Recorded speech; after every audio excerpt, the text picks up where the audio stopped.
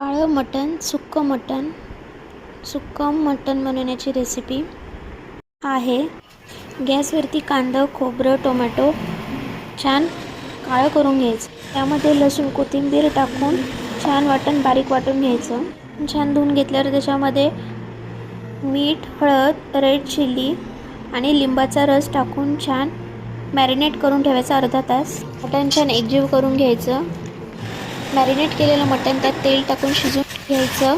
त्यामध्ये गरम मसाला टाकून वाटण छान करायचं. यामध्ये हळद, रेड चिली पावडर, कांदा लसूण मसाला, धना पावडर चवीनुसार परतून घ्यायचं. त्यामध्ये शिजवलेलं मटण ॲड करायचं. त्यामध्ये मटण छान एकजीव करून घ्यायचं, हलवून घ्यायचं.